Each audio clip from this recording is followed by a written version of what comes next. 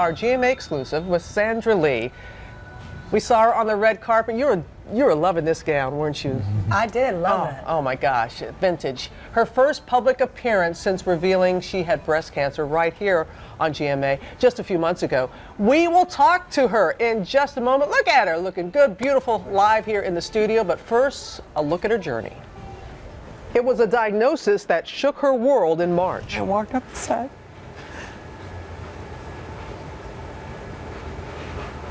And 20 minutes later, my doctor called and told me I had breast cancer. Sandra Lee undergoing a double mastectomy in May with her longtime partner, New York Governor Andrew Cuomo, by her side. Lee sat down with us here at GMA before her surgery. There's two different ways cancer beats you up.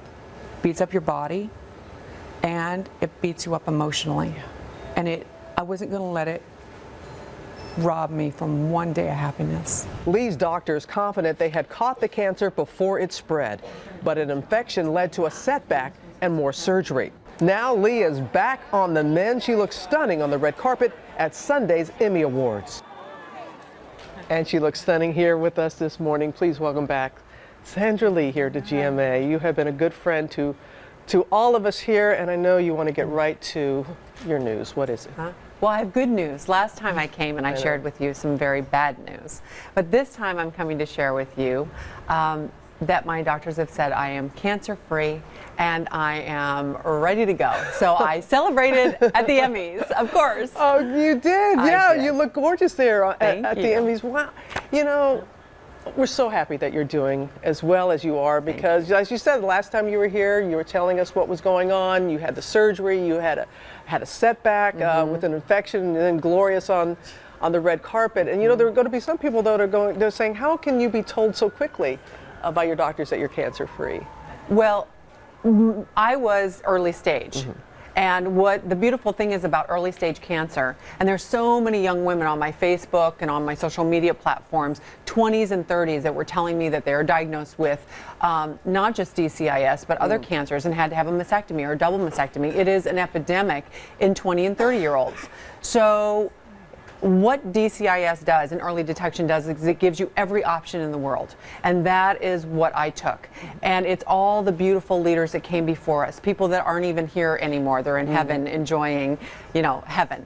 And the researchers and the doctors and the nurses and the other warriors, not just breast cancer, but all cancer, that came before us and that sacrificed their lives so that we could have early detection. So it's only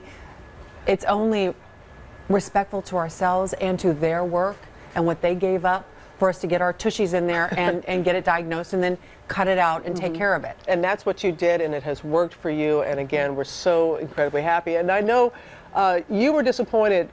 A number of people reached out to you. The New York Times article I'm talking about, you talked about DCIS. There are some doctors who feel at that early stage that perhaps procedures are not as necessary as are going through. And you said a lot of young women reached out to you and angry about this. And I called my doctor too, and we had a big discussion about the New York Times. It was a front page article about how to deal with DCIS and or early stages of cancer, and how you should have a wait and see approach, which is absolutely ridiculous. Why we would consider negotiating with cancer is beyond me. Let's just wait and see what it does. It's like a terrorist that lives inside your body, and we're going to wait and see what it does. We know what it's going to do.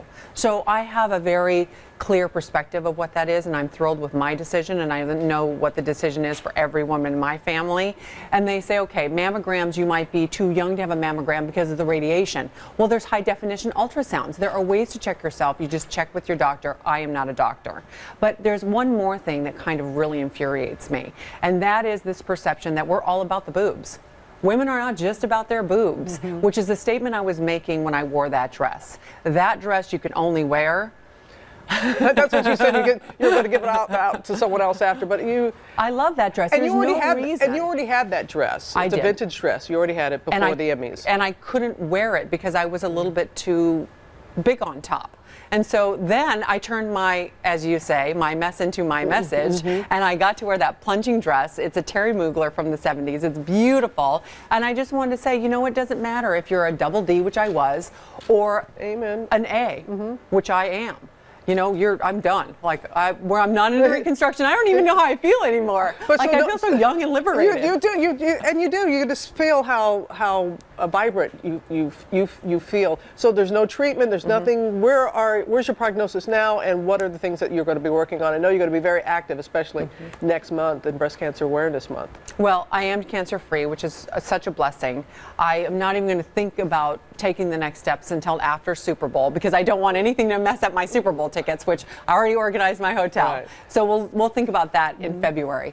But I have become the ambassador for Stand Up to Cancer. I am going to be working with Susan G. Coleman and the Run Walks. I go this Saturday to San Francisco to cut the ribbon and also to speak afterwards, and also advocacy work, not only on my childhood hunger and with UNICEF, but also on early detection is really important. Wonderful. I know many people have reached out to you on social media, and you're very grateful for the outpouring of love and support that you have received. So grateful. So grateful to you and to you. Thank you. Oh, no. Oh my gosh, you were like the best friend. Thank you so much. We're all in this together, right, Amy? Everybody. Yes. Lara, George. It is so great to hear that news. Thank you, Sandra Lee. Thank you, guys. Thank you, Sandra. Congratulations.